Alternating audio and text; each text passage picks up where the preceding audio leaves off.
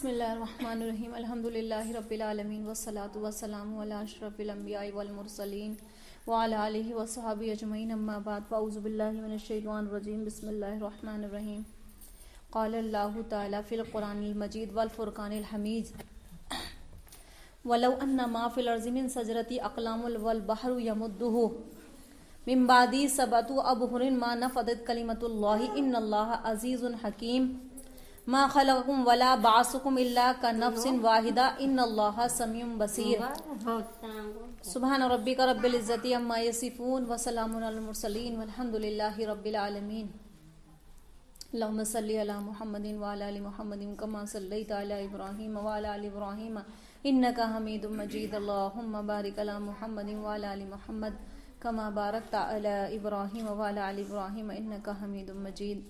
تمام تعریفیں اللہ رب العالمین کے لیے سزاوار ہیں، جو سارے جہان کا پروردگار ہے، جو موت اور زندگی کا مالک ہے، جو اللہ رب العالمین جس نے ساری کائنات کو خلقت کو پیدا کیا، وہ کسی کو نہ بھولا، نہ رزق دینے میں، نہ کھلانے میں، نہ پلانے میں۔ تمام چرند پرندے تمام اس کی تسبیح بیان کرتے ہیں۔ اللہ تعالیٰ سب کو کھلانے پلانے والا اور سب کا خیر خواہ ہے۔ اللہ رب العالمین کی تعریف ہم کیا بیان کریں۔ اللہ نے خود اپنے قرآن مجید میں ارشاد فرمایا، سورہ لقمان کی میں نے آیتیں پڑھی کہ روئے زمین کے تمام درختوں کے اگر قلم بنا دیے جائیں اور تمام سمندر سیاہی بنا دیے جائیں، روئے زمین کے جتنے بھی قلم ہیں اگر وہ قلم بنا دیے جائیں، جتنے بھی درخت ہیں اگر وہ قلم بنا دیے جائیں، اور جتنے بھی سمندر ہیں ان کی اگر سیاہی بنا دی جائے، اور پھر اپنے رب ذوالجلال کی تعریف لکھنے پر آئیں تو سمندر خشک پڑ جائیں گے اور قلم ختم ہو جائیں گے، پیڑ ختم ہو جائیں گے، لیکن اللہ اور اس کے رسول کی تعریف ختم نہ ہوگی۔ اللہ رب العالمین اپنی عزت میں، اپنی کبریائی میں، اپنی بڑائی میں، اپنی جلالت میں، اپنی شان میں یکتا ہے، اور وہ اعلیٰ شان، اس کی شان بڑی اعلیٰ ہے۔ اور اللہ خود بیان کرتا ہے اپنی پاک اور صفاتوں میں، اپنے بلند تر مقام میں، اور اپنے بے شمار کلمات کا ذکر اللہ فرماتا ہے جنہیں نہ کوئی گن سکے، نہ شمار کر سکے، نہ کسی کا اس پر احاطہ ہو، نہ کوئی حقیقت سے باخبر ہو سکے۔ اور اس کے پاک پیغمبر محمد مصطفیٰ صلی اللہ علیہ وسلم نے فرمایا، حدیث پاک کا مفہوم ہے، لا احصی ثناء علیک انت کما اثنیت علی نفسک، کہ اے خدایا میں تیری نعمتوں کا شکر بھی نہیں کر سکتا، اے اللہ میں تیری نعمتوں کا شکر بھی نہیں ادا کر سکتا کہ جتنی تعریف تو نے اپنے آپ بیان کی فرمائی ہے، کہ بھی تیری نعمتوں کا کیسے شکر ادا کروں، کن کن نعمتوں کا شکر ادا کروں، جتنی تعریف تو نے خود بیان فرمائی ہے۔ بس یہاں پر جناب باری تعالیٰ اللہ تعالیٰ کے ارشاد ہے کہ اگر روئے زمین کے تمام درخت قلم بن جائیں اور تمام سمندر سیاہی بن جائے، اور ان کے ساتھ ساتھ سمندر بھی ملا لیے جائیں، اور اللہ تعالیٰ کی عظمت اور صفات، اس کی جلالت، اس کی کبریائی، اس کی بڑائی اگر لکھنے پر آئیں تو لکھنا شروع کرے، اور تمام انسان، صرف انسان ہی مخاطب نہیں ہے، تمام جنات آ جائیں، تمام انسان آ جائیں، وہ انسان جو ہے، وہ انسان جو گرجر ہو چکے، وہ انسان جو آنے والے ہیں، وہ انسان جو قبروں میں چلے گئے، سارے کے سارے مل کر دنیا سے سارے اکھڑ جائیں، ایک ساتھ اکٹھے کھڑے ہو جائیں، اور اللہ رب ذوالجلال کی تعریف لکھنے پر آئیں تو سمندر خشک پڑ جائیں گے، اور سیاہی ختم ہو جائے گی، اور قلم ختم ہو جائیں گے، پیڑ گنتی کے ختم ہو جائیں گے، لیکن اللہ کی تعریف ختم نہ ہوگی۔ خدا تعالیٰ وحدہ لا شریک بادشاہ ہے، تمام تعریفیں اسی کے لیے ہیں، اور کبھی ختم نہ ہوں گی۔ یہ نہ سمجھے جائیں کہ سات سے زیادہ سمندروں تو پھر بھی خدا تعالیٰ کے پورے کلمات لکھنے کے لیے کافی ہو جائیں، نہیں، یہ گنتی تو زیادتی کے لیے ہے۔ اور یہ بھی نہیں سمجھا جائے کہ 7 سمندر موجود ہے، وہ عالم کو گھیرے ہوئے ہے، پتہ نہیں اللہ کی ذات میں کتنے سمندر اللہ جانتا ہے۔ البتہ بنی اسرائیل کے ان 7 سمندروں کی بات ایسی روایت میں ہے، لیکن نہ تو انہیں سچ کہا جا سکتا ہے اور نہ جھوٹا کہا جا سکتا ہے۔ ہاں، جو ہم نے بیان کیا ہے ان کی تائید ہے۔ قُل لَوْ كَانَ الْبَحْرُ مِدَادُهُ، یعنی کہ اگر سمندر سیاہی بن جائیں تو رب العالمین کے کلمات کو لکھتے لکھتے انسان تھک جائیں گے، قلم ٹوٹ جائیں گے، لیکن تعریف ختم نہ ہوگی۔ حسن بصری رحمۃ اللہ علیہ کی ایک روایت ہے، اس میں فرماتے ہیں کہ اللہ تعالیٰ لکھوانا شروع کرے، اگر اللہ تعالیٰ لکھوانا شروع کرے کہ میرا امر لکھو۔ حسن بصری رحمۃ اللہ کی روایت ہے کہ اگر اللہ تعالیٰ لکھوانا شروع کرے، کہ میری یہ روایت ہے کہ میرا یہ امر ہے تم لکھو، تو تمام قلم ٹوٹ جائے، تمام سمندر کے پانی ختم ہو جائیں۔ مشرکین کہتے تھے اللہ کے رسول سے کہ کلام اب ختم ہو جائے گا، جن کی آیتوں میں یہ بیان کیا جا رہا ہے کہ کلام ختم ہو جائے گا، تو کہ نہ رب تعالیٰ کے عجائب ختم ہو سکتے، نہ اس کی حکمت کی انتہا ہے، نہ ہی صفات کی، اور اس کا علم آخر سے ہے، شروع سے لے کر آخر تک ہے۔ تمام بندوں کے علم خدا تعالیٰ کے مقابلے میں ایسے ہے جیسے سمندر کے مقابلے میں ایک قطرہ نکال لیا جائے۔ تمام بندوں کا علم اللہ کے سامنے کیسا ہے کہ جیسے سمندر سے قطرہ نکال لیا جائے۔ ہمارے پاس ساری دنیا کے عالم اکٹھے ہو جائیں تو بھی ان کے پاس کوئی قطرہ نہیں ہے۔ اللہ تعالیٰ کی باتیں فنا نہیں ہونے والی، اور نہ ہی اس کا ادراک کر سکتا ہے۔ جو کچھ بھی اس کی تعریفیں ہیں اس کے سوا جو بھی ہے وہ خود جاننے والا ہے۔ یہود کے علماء نے مدینہ طیبہ میں اللہ کے رسول صلی اللہ علیہ وسلم سے کہا کہ قرآن مجید میں تم یہ آیت پڑھتے ہو، کون سی آیت پڑھتے ہو کہ وما اوتیتم من العلم الا قلیلا، وما اوتیتم من العلم الا قلیلا، کہ یعنی کہ تمہیں بہت کم علم دیا گیا۔ اللہ قرآن میں کہتا ہے کہ ہم نے تمہیں بہت کم علم دیا ہے۔ اب انسان تو اگر سیکھ جاتا ہے تو کتنا تکبر ہو جاتا ہے اس کے اندر، اور اللہ کہتے ہیں کہ ہم نے تمہیں بہت کم علم دیا ہے، تم کچھ نہیں جانتے، ماؤں کے پیٹ سے نکالا تمہیں اور تم اس وقت کچھ نہ جانتے تھے۔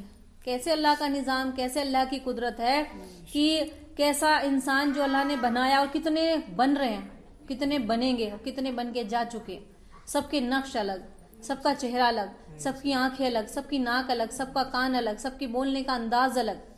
اگر چہرہ ایک دوسرے سے مثل ہو جائے تو اس کے فنگر پرنٹس نہیں ملتے، اس کے فنگر پرنٹس جو آج کل فنگر پرنٹ جو ہر اس میں پروف میں چل رہے ہیں تو وہ نہیں سیم ہوتے۔ کیسی اللہ کی قدرت ہے کہ اللہ کیسے بنانے والا ہے، وہی بنانے والے رب کو وہی انسان کیسے مخلوق بھول جاتا ہے کہ اس کی پکڑ کرنے والا بھی رب ذوالجلال ہے اور اسے دیکھ رہا ہے۔ اللہ تعالیٰ سے کوئی چیز چھپی ہوئی نہیں ہے، وہ ہر چیز دیکھنے والا ہے، بشرطے کہ انسان توبہ کر لے، وقت پر سمجھ جائے کہ ہاں ابھی ہے ہڈیوں میں طاقت، پہلے ہی توبہ کر لے، اس وقت توبہ کریں گے۔ حالانکہ اللہ سے کبھی بھی توبہ کر لو، اللہ سے کبھی بھی صلح کر لو تو اللہ تعالیٰ غفور الرحیم ہے، معاف کرنے والے ہیں۔ جو اپنی جوانی میں ہم نے کام کیے، بڑھاپے میں آ کے تو سبھی اللہ سب کو ہدایت دے دیتا ہے دھیرے دھیرے، کیونکہ اب ہڈیوں میں جوڑ تو رہا نہیں کہ کسی سے ہم بغاوت کریں، اور اتنی زبان میں طاقت نہیں رہی کسی سے اونچی آواز سے بات کریں۔ اب ہڈیوں میں طاقت نہیں، ہاتھ میں طاقت نہیں، بدن میں طاقت نہیں، لیکن جو اپنے آئندہ پیچھے جو گزر چکے زمانہ، ہم سب کو چاہے جوان ہو چاہے بوڑھا ہو، پیچھے زمانہ جو گزر گیا اس پر توبہ کرو، اور آئندہ زمانے کے لیے یہ عہد کرو کہ اللہ آئندہ زمانے میں ہم یہ کام نہ کریں گے، اگر اتنا علم ہو جائے تو۔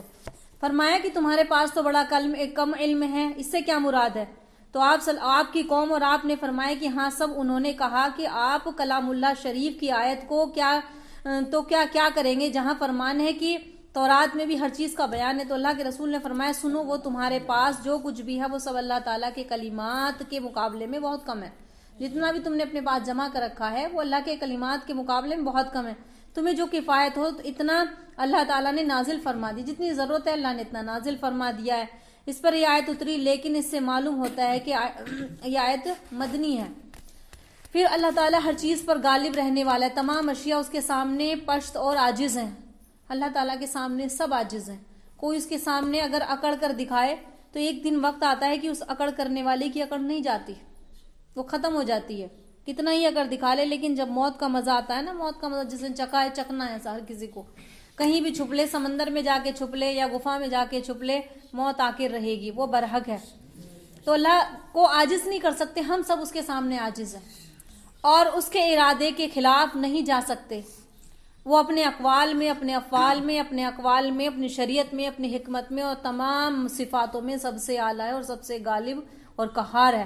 پھر فرماتا ہے تمام لوگوں کا پیدا کرنا، انہی کو مار ڈالنے کے بعد پھر ان کو زندہ کرنا۔ پہلے مارے گا اللہ، پہلے اللہ نے پیدا کیا، پھر مارے گا، پھر زندہ اٹھائے گا۔ کیسے اللہ کی قدرت ہے؟ تو جو اللہ مار کے زندہ اٹھا سکتا ہے، دیکھو ماں کے بطن میں بچہ بن رہا ہے تو سب عجیب سمجھتے ہو، لیکن یہ بھی بہت اللہ کی بہت بہت بڑی قدرت ہے۔ اور اس سے بھی بڑی قدرت ہے جب انسان ریزہ ہو جاتا ہے، مٹی میں مل جاتا ہے، اس کو ہو بہو وہی بنا کے اٹھانا، جب اس کا وجود ختم ہو جائے اور وہیں کی مٹی اس کے اندر لگانا، اور پھر وہ وجود سے کیسے انسان کھڑا ہوگا، پھر وہ جواب اللہ تعالیٰ سے سوال کریں گے، مردوں کو اللہ تعالیٰ کیسے زندہ کریں گے، کیسے ان کے اندر روح ڈالیں گے۔ اس کے بعد فرمایا کہ جیسے شخص کا واحد ہے اور اتنا، اور اس کا تو کسی بات کا حکم فرما دیا کافی ہے۔ ایک آنکھ جھپکنے سے پہلے جتنی دیر نہیں لگتی، نہ دوبارہ کہنا پڑے گا، اسباب اور مادے کی ضرورت ہے۔ ایک فرمان میں قیامت آ جائے گی اور ایک ہی فرمان میں سب کچھ مٹ کر رہ جائے گا۔ اللہ تعالیٰ تمام باتوں کا سننے والا ہے، سب کاموں کو جاننے والا ہے، اور ایک شخص کی باتیں اس کے کام جیسے کہ اس پر مخفی نہیں ہے۔ تمام جہاں کا پالنے والا ہے اور اس کے سامنے کوئی بھی چیز مخفی نہیں ہے، کوئی چیز چھپی ہوئی نہیں ہے۔ اللہ کے حکم میں کوئی دیر نہیں ہوگی، جب قیامت آئے گی فوراً برپا ہو جائے گی۔ ایسے انسان کام کرتے ہوئے ہوں گے، صبح کو انسان جیسے جاتا ہے کام پر ایسی کام کرے گا، جیسے روٹی بناتی ہے عورت ایسی کھانا بنائے گی، بچے جیسے اسکول جاتے ہیں۔ اچانک سے قیامت آئے گی، پر جب تک نہیں آئے گی، جب تک اس زمین پر اللہ اللہ کہنے والے رکے رہیں گے نا، تب تک نہیں آئے گی، صرف اللہ اللہ کہنے والے۔ دوسری قرآن مجید کی آیت ہے الم تر ان اللہ یولج اللیل فی النہار ویولج النہار فی اللیل وسخر الشمس والقمر وکل یجری الی اجل مسمى وان اللہ بما تعملون خبیر ذلک بان اللہ هو الحق وان ما یعبدون من دونه ما يدعون من دونه باطلا وان اللہ هو العلی الکبیر۔ کہ اللہ فرماتا ہے کہ تم نے نہیں دیکھا کہ اللہ تعالیٰ رات کو دن میں اور دن کو رات میں کیسے بدلتا ہے، اور سورج چاند ستارے سب اس کے فرما بردار ہیں، ہر ایک مقرر وقت کے لیے سب چیزیں چلا رکھی ہیں۔ اللہ تعالیٰ ہر چیز سے اور اللہ تعالیٰ ہر اس چیز سے جو تم کرتے ہو خبردار ہے۔ قرآن کی آیت کیا ہے کہ ان اللہ بما تعملون خبیر، جو ہم کر رہے ہیں سب اللہ تعالیٰ سب اس سے واقف ہے، کوئی چیز اس سے ایسی نہیں ہے کہ جو اس سے چھپی ہوئی نہ ہو۔ یہ سب انتظامات کی وجہ سے اللہ تعالیٰ حق ہے، اور اسی کے سوا جو جن کو لوگ تم پکارتے وہ سب باطل ہے۔ یقیناً اللہ تعالیٰ بہت بلندر اور بلند والا ہے، بڑی شان والا ہے۔ صحیحین میں حدیث ہے کہ حضور اقدس صلی اللہ علیہ وسلم نے حضرت ابو ذر غفاری رضی اللہ عنہ سے روایت دریافت فرمایا کہ تم جانتے ہو کہ یہ سورج کہاں جاتا ہے؟ اللہ تعالیٰ نے جو نظام قائم کر رکھے ہیں، سب کو اپنے وقت پر نکلتے ہوئے دیکھتے، تمہیں معلوم ہے یہ کہاں جاتا ہے؟ تو جواب دیا کہ اللہ تعالیٰ اس کے رسول ہی زیادہ جانتے ہیں۔ صحابی نے عرض کیا کہ اللہ کے رسول اور آپ ہی زیادہ جاننے والے ہیں، اللہ اور آپ اور زیادہ جاننے والے ہیں۔ آپ نے فرمایا کہ یہ جا کر خدا تعالیٰ کے عرش کے نیچے سجدے میں گر جاتا ہے، اللہ کے عرش کے نیچے سجدے میں گر جاتا ہے اور اپنے رب تعالیٰ سے اجازت چاہتا ہے۔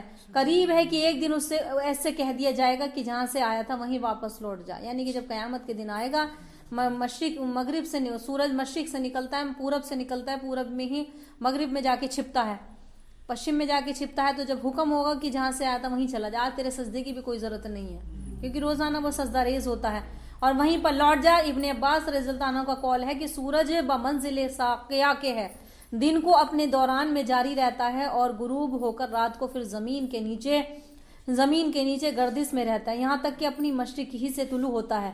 اور اسی طرح چاند بھی ہے، اللہ تعالیٰ تمہارے اعمال سے خبردار ہے۔ جیسے فرمان کیا ہے کہ تو نہیں جانتا کہ زمین آسمان میں جو کچھ ہے سب اس کا علم اللہ تعالیٰ کو ہے، سب کا خالق سب کا عالم اللہ تعالیٰ ہی کو ہے۔ جیسے ارشاد فرمایا اللہ تعالیٰ نے 7 آسمان پیدا کیے، انہی کی مثال میں زمین بنائی اور یہ نشان پروردگار کے عالم کے لیے ظاہر فرما دیا، اور تم اس خدا تعالیٰ کے حق کے باوجود ایمان لاؤ اور اس پر اس سب کے اس کے محتاج اور اس کے در کے فقیر ہیں ہم سب، اور سب اس کی مخلوق اور اس کے غلام ہیں۔ کسی کو ایک ذرے کی حرکت میں لانے کی قدرت نہیں ہے، وہ ساری مخلوق مل کر ارادہ کر لے کہ ایک مکھی پیدا کر لے تو مکھی نہیں بنا سکتے، ساری مخلوق مل کر، ایک انسان تو کیا بھائی، ہرگز اتنی قدرت بھی نہیں پا سکتے۔ وہ سب سے بلند تر ہے، جس پر کوئی چیز نہیں ہے، وہ سب سے بڑا ہے، جس کے سامنے کسی کی کوئی بڑائی نہیں ہے، ہر چیز اس کے سامنے حقیر اور فقیر ہر پست ہے۔ اللہ کی ذات سب سے زیادہ پاک ہے۔ تو اللہ تعالیٰ کسی کا شریک نہیں ہے، کسی چیز کا، نہ ذات میں اور صفات میں۔ اب ذات اور صفات کیا ہوتا ہے؟ ہم تو سب اللہ کو مانتے ہیں، اللہ کے ساتھ شرک کرنا تو کیا ہے کہ اللہ تعالیٰ کے ساتھ کسی کو معبود ٹھہرانا۔ تو اللہ تو تمام لوگ مانتے ہیں، جانتے ہیں کہ ہاں اللہ، ہر ایک جتنی بھی زمین پر جتنے مذہب ہیں سب ایک دوسرے کے مذہب سے اتنا جانتے ہیں کہ ان کے مذہب میں یہ بت پرستی ہے تو ان کو یہ خدا بنا کے بیٹھے ہیں، یا وہ لوگ جانتے ہیں کہ ہاں اللہ ہے۔ تو چونکہ مکہ کے کافر بھی جانتے تھے کہ اللہ ہے اور اللہ کرنے والا ہے، اتنا علم ان کو بھی تھا کہ اللہ ہے اور کرنے والا ہے۔ ابو جہل آپ کا چچا جانتا تھا کہ اللہ ہے اور کرنے والا بھی ہے، لیکن ساتھ ساتھ شرک ٹھہراتا تھا۔ ذات کو تو مانتا کہ اللہ ہے، اس کی ذات کو تو مانتا تھا کہ اللہ ہے، لیکن اس کی صفات میں شرک ٹھہراتا تھا۔ اب ذات کیا ہے کہ ذات کہتے ہیں اس کی پرسنالٹی، اس کی جو پرسنالٹی ہے، اس کی جو شخصیت ہے وہ ذات ہو گئی، اور اس کی صفات کیا ہے؟ اس کی قدرت۔ تو وہ قدرت میں شریک ٹھہراتے تھے کہ نہیں نہیں یہ بت بھی کرتے ہیں. ابو جہل کتنا عاقل تھا. ابو جہل ابو الحکم نام تھا اصل اس کا, اور ابو الحکم اس کا نام تھا اصل, اور اپنے آپ کو عمر کہلواتا تھا, اور حضرت عمر کا نام بھی عمر ہے. تو اسے کہا تھا تم, اور ان کے لیے ان کے بارے میں آتا تھا ان سے کہا کرتا تو اپنے نام کو عمیر کہلواؤ, عمر میرا میں ہی اکیلا ہوں, یعنی کہ اپنے نام جیسا بھی کسی کو پسند نہیں فرماتے تھے لوگ. اور اتنا عقل مند, اتنا مال والا, اتنا جمال والا, کہاں گیا اس کا مال, کہاں گئے اس کی جمال, اس کی عقل سب مٹی پڑ گئی. اسی وجہ سے جب وہ نہیں مانا, اتنی اللہ کے رسول نے اس کو دعوت دی, اسی بنا پر اللہ نے اس کا نام ابو جہل رکھ دیا. یا تو ابو الحکم نام تھا, حکمت کا باپ, اور اللہ کے رسول نے نام کیا رکھا ابو جہل. نام ابو جہل کے مطلب ہے جاہلوں کا باپ, سب سے بڑا جاہل یہی نکلا. تو جب عشق کسی سے ہوتا ہے, یعنی کہ جب ہم اللہ سے عشق کرتے ہیں, تو پھر ہم نہیں دیکھتے کہ ہم کتنے چھوٹے ہیں اور کتنے بڑے ہیں. ان لوگوں نے اپنے بڑائی کو دیکھا, ان لوگوں نے اپنی سرداریوں کو دیکھا, ان لوگوں نے اپنے مال اور جمال کو دیکھا, حسن و جمال کو دیکھا. اور اللہ کے رسول کے سامنے جب پیغام وحی الہی آتی تھی آسمان سے, اور جب اللہ کے رسول کسی کو بتاتے تھے, تو جو بعض تھے تو انہوں نے فوراً قبول کر لیا, اور بعض نے دماغ چلایا اپنا. تو عقل والے تھے پیچھے رہ گئے, محبت والے آگے نکل گئے. جیسے کہ مثال کے طور پر بلال حبشی, قال حبشی غلام, جن کے پاس کچھ بھی نہیں تھا, ریت پر لٹایا جاتا تھا, کس وجہ سے مار کھاتے تھے؟ اللہ کے نام پر. آج بتاؤ ہمیں کون اللہ کے نام پر مار دلا رہا ہے؟ آج ہم خود بڑھ رہے ہیں اپنے آپ میں, ہم اپنے اعمال میں خود ہی گرے جا رہے ہیں. آج کوئی نہیں ہمیں مارنے والا. ایک ذات آئے گی جب اللہ کا حکم ہوگا تو ہی وہی مارے گا. جب اللہ کا وقت آئے گا فوراً ہمیں اٹھا لیا جائے گا. تو آج ہم لوگ اتنے جاہل ہو گئے تمام. آج ہم ویسے شرک نہیں کرتے کہ ہم مندروں پہ جا رہے ہیں, پوجا پاٹ کر رہے ہیں, ہم اللہ کو مانتے, لیکن آج کی امت کی عورتیں, خواتین حضرات, زیادہ کر مزاروں پہ جانا اور ملا مولویوں کے پاس جا کے تعبیذ گھڑوا کے لانا, اس کا نقصان کرانا, تمہارا ذہن بالکل خراب کرتے ہیں لوگ. اللہ نے ہمیں قرآن جیسی مقدس کتاب دی ہے, جس کا مقابلہ کوئی کتاب نہیں کر سکتی. کیوں دی تھی؟ تمہیں کچھ بیماری ہو, پریشانی ہو, دوائی بھی کرو, ساتھ ساتھ دعاؤں کا سہارا بھی لو. اس کے ذریعے سے کتنی دعائیں ہیں اس میں جو شفا کی دعائیں ہیں, جس میں مومن اگر پڑھے تو اللہ اسے صحت یاب کر دے. تعویذوں کے اوپر یقین کرنا, اتنا یقین کرنا کہ بس ایک یہاں باندھ دیا, ایک یہاں باندھ دیا, یہ ساری چیزیں ایک رخصت دی گئی تھی کہ ہاں اس کے لیے تھوڑی سی ضرورت ہے. جیسے کوئی پڑھنا نہیں جانتا, بہت بیمار ہے, کہ قرآن نہیں پڑھ سکتا, اس زمانے میں رخصت دے دی گئی تھی. لیکن آج لوگوں نے ایک دھندا بنا لیا, پیشہ بنا لیا لوگوں کو گمراہ کرنے کا. آپ دیکھو گے ایسی جگہ لوگوں کی لائن لگی پڑی ہے. حالانکہ یہ میرا موضوع نہیں بتانے کا, لیکن مجھے خیال آیا کہ آج ہم شرک کرتے ہیں, یہ شرک خفی ہیں اس طرح کے. ہمیں پتہ نہیں کب اللہ سے کب پھر ہمارا ذہن کیا ہوگا کہ آج تعبیذ ہم نے ہاتھ میں باندھ لیا, کمر میں باندھ لیا, وہ بیماری تعبیذ ٹھیک کریں گے. ارے میں نے واقعہ بتایا تھا ایک مرتبہ تعلیم میں بھی, عبداللہ ابن مسعود کا گھرانہ. عبداللہ ابن مسعود بہت بڑے جلیل و قدر صحابی ہیں, صحابی کا گھرانہ, اور ان کی بیوی صحابیہ کہلائی. صحابیہ کی آنکھ دکھی, کسی یہودی کے پاس گئی, تعبیذ بنوا کے لے آئی, جیسا آج کل ہم لوگ کرتے ہیں. قرآن تو پڑھتے ہیں.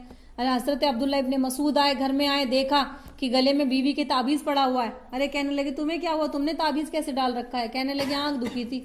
تو کہنے لگے تمہارے لیے قرآن کافی. اس وقت تو قرآن کا نزول ہو رہا تھا, سوچو قرآن کا نزول تھا, آیتیں اتر رہی تھی, اللہ کے رسول کا دیدار وہ لوگ کر رہے تھے. اس سے بڑی تو بات ہی نہیں ہوگی. جو حسن مصطفیٰ کا دیدار کرے اور ایمان لے کر آئے اور اس گھرانے میں 24 گھنٹے حاضری دے, تو ان کا ایمان کتنے اعلیٰ درجے کا ہوگا. پہاڑ جیسا ایمان وہ صحابی رکھتے ہوں گے.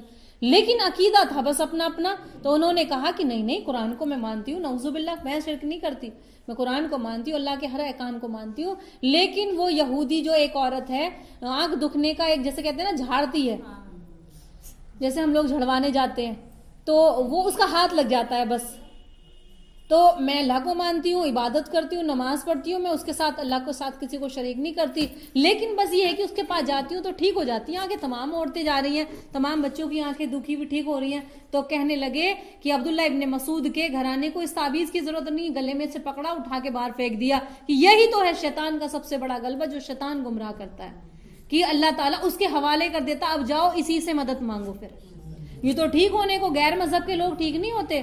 اپنے اپنے مذہب کے مطابق لوگ بیٹھے ہیں, کوئی سادھو بن کے بیٹھا ہے, کوئی دوسرا پادری ہے, کوئی تمام دوسرے لوگ ہیں, چرچ والے ہیں, عیسائی ہیں, یہودی ہیں, اور ہندوؤں میں تمام پنڈت ہیں، تمام لوگ، یہاں تک مسلمان عورتیں وہاں جاتی ہیں. میرے پاس جب آئی عورتیں دم کروانے کے لیے، تمام عورتیں ہیں، انہوں نے بتائی اپنی کہانی کہ جب کیا کریں، پریشانی ہوتی ہے، انسان گمراہ ہو جاتا ہے. تو یہی گمراہی ہے، تمہاری نمازوں سے شیطان کو کچھ نہیں ہوگا.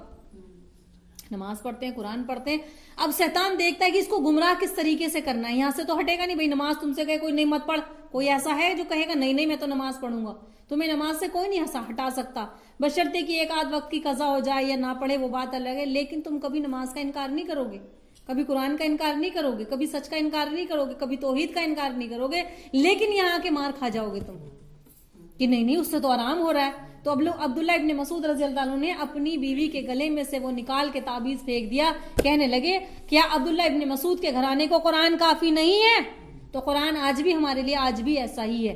اس کی برکتیں، اس کی نصرتیں آج بھی ہو بہو ویسے ہی ہیں جیسی 1400 سال پہلی تھی. اللہ کے رسول نے فرمایا اس امت کی دعائیں چلتے چلتے دعا اللہ قبول کرے گا، کر رہا ہے اللہ قبول، کہ کاش کوئی اس کی نصرتوں کو سمجھے. تو نماز پڑھنا ایک الگ عبادت ہے، وہ تو کرنی ہے، لیکن اس کے ساتھ ساتھ جو ہم شرک خفی کرتے ہیں نا، گمراہی میں چلے جاتے ہیں کہ کرنے والی ذات صرف اللہ ہی کی ہے. بس یہ گمان کرنا کہ اگر وہ ٹھیک کر رہے ہیں تو یہ دھیان رکھنا کہ جو غیر مذہبی، جو اللہ کو نہیں مانتے، ان کے ہاتھ میں بھی اللہ نے شفا دے دی، وہ بھی ٹھیک کر رہے ہیں. ایک خاتون میرے پاس آئی، میں نے پوچھا جب میں دم کرتی ہوں کہ کوئی تعویذ تو نہیں ہے تمہارے گلے میں؟ میں نے قدرتی، حالانکہ تعویذ اگر ہوگا تو 1% نقصان بھی ہو سکتا ہے، کیونکہ پتہ نہیں کس چیز کا، کس عقیدے کا ہے وہ. پھر قرآن کی آیت اس پر دم ہو تو بیچ میں بندہ پس جائے گا. میرا ماننا تھا یہ، حالانکہ کسی کی ڈگری نہیں لی میں نے اس چیز میں، میرا خود کا کانفیڈینس تھا کہ اس کے گلے میں تعویذ نہ ہو جب میں آیتوں پہ دم کروں. دوسرا فائدہ یہ تھا کہ اس کے دماغ میں سے بالکل تعویذ کا ذہن نکلے اور یہ قرآن کی طرف آئے. میں نے دلی میں بھی تمام عورتوں پہ دم کیا، بچوں پہ بہت لائن لگی رہتی تھی. اب تو ٹائم نہیں رہتا اس لیے منع کرا دی، تو اس لیے اب کوئی آتا بھی نہیں، اللہ ماشاء اللہ ایک آدھ. تو دوسری وجہ یہ تھی کہ اس کا میں تعبیز نکلواؤں. تو میں نے ایک خاتون آئی، میں نے پوچھا کہ بھائی کرتپور شہر سے کہ تم نے کہاں مطلب علاج کرایا پہلے اپنا؟ تو کہنے لگی میں کہ اللہ مجھے معاف کرے، میں گئی ایک پنڈت کے پاس کہ جب میرا علاج مطلب جب مجھ سے کنٹرول میں نہیں ہوئی نا بیماری، کسی عالم کے سب سے علاج کرایا میں نے، سب سے، ملا مولوی کوئی نہیں چھوڑا. سب سے پیسے جس نے مانگے، جتنے سب نے دیے.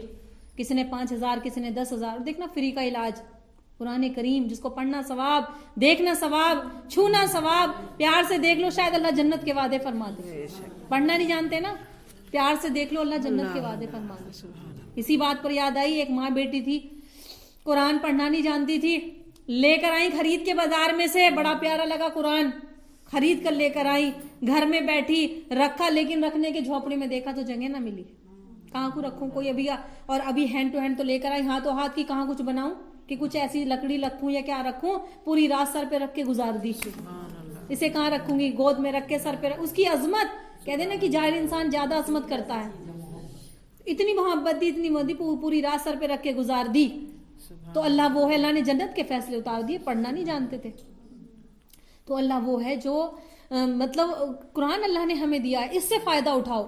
اس میں ہمارے دل روشنی ہوتے ہیں، دل نورانی ہوں گے. اب جہالت میں جاؤ گے نا تو تمہیں تمام طرح کی تعبیز، اس کا آگے پیٹ میں درد ہو رہا تعبیز دے دو، کان میں درد ہو رہا تعبیز دے دو، بکری دودھ نہیں دے رہی تعبیز دے دو، تمام طرح کے ہر چیز کے تعبیز عورتوں کو دے دو. اور عورتیں ایسی جگہ سب سے زیادہ ہوں گی. اسی لیے اللہ کے رسول نے فرمایا دیکھ کر آئیں، دیکھ کر گواہی دی کہ عورتیں سب سے زیادہ جہنم میں جلیں گی. ان کا یقین لانا. دیکھو اگر کسی انسان سے عمل نہیں ہو پا رہا تو کوئی نقصان نہیں ہے.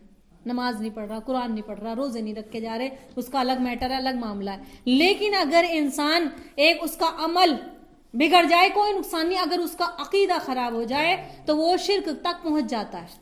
عقیدہ صحیح، اپنا عقیدے کی سلامتی کی دعا مانگو، اللہ ہماری موت توحید پر آئے، تعبیز گنڈے میں مبتلا ہو کر نہ جائے، کسی کا نقصان کراتے نہ جائے. ہر ایک انسان اس سے، حالانکہ ان سے کچھ نہیں ہونے والا. جتنی پریشانی اللہ نے مقدر میں لکھ دی